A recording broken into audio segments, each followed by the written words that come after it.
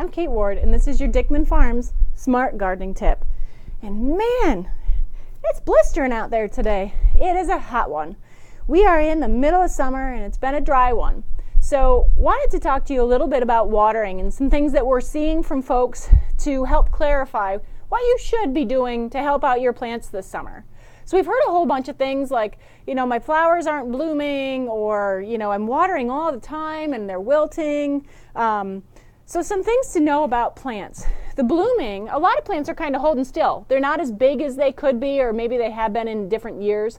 A lack of water will stunt growth in a sense that the plant is only going to grow as much as it can to what it can support.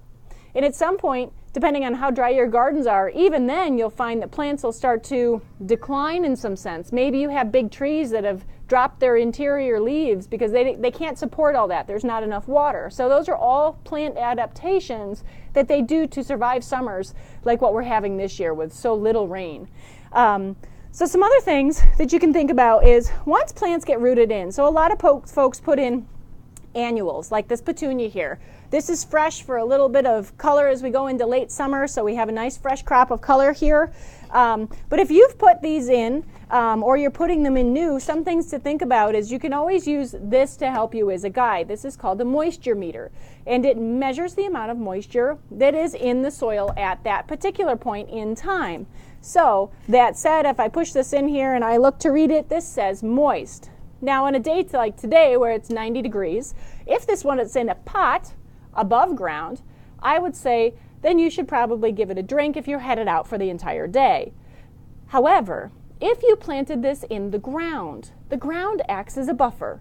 The ground has the ability to help plants keep from drying out. So you would be okay to check this at the end of the day. You might even find by the end of the day that it doesn't need water at all, and maybe it'll go to the next morning. So don't be fooled by the plant being in the ground thinking, oh no, it's hot today, it definitely needs a drink. Take into consideration also how big is the pot.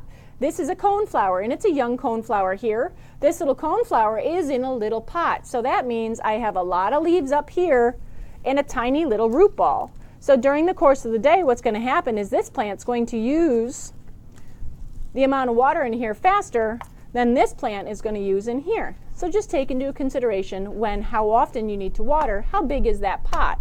As we get larger, like say this Rosa Sharon here, here's a larger pot. So if I were planting this at home, I don't have to water every day if I water in a deep, infrequent watering so that I get lots of water.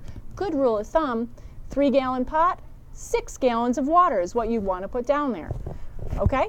So, bigger the plant, more water at any one time, but don't have to water as frequently. Smaller the plant, more frequently you'll have to water, but not as much. So that should help you a little bit. Here's a 1 gallon, so we try to put 2 gallons of water on this every once in a while. So, that said, if you get to a stage like this guy here, and we see this sometimes, this is in wilt. This was a plant that actually had some difficulties, and so we've helped to hydrate this plant back up. But this plant is not dead.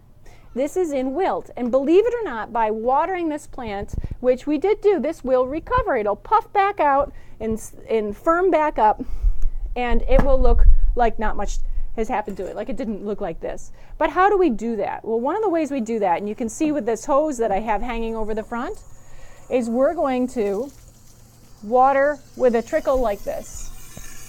And if this was in the landscape, this is the kind of water that we would use. Maybe a little less, actually, about there. Well, that's not very much. That's the point. The water can't run off. This root ball in this pot, it's a new plant, is relatively solid. So water takes the path of least resistance. So right now, if you had recently planted this or planted this season at all, what you'd want to do is turn this water on, a trickle like this, and you're going to put it right on the pot, right at the base, and you're going to walk away. And we'll come back for this size container in about 10 to 15 minutes. All right? What that's going to do is it's going to make sure, you can see the water isn't coming out here yet. It's going to make sure that this water is absorbed into the root system because it's going too slow to run off. So, slow, good watering.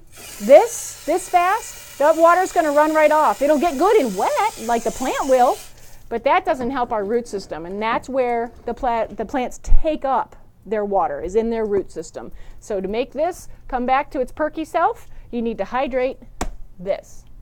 One other thing I'll show you, I know this is getting to be long, but this is super important, especially this year, is to take into account the type of plants you have and what they want. So this is a dogwood tree, and it looks like maybe it's wilting a little bit. This dogwood is perfectly hydrated.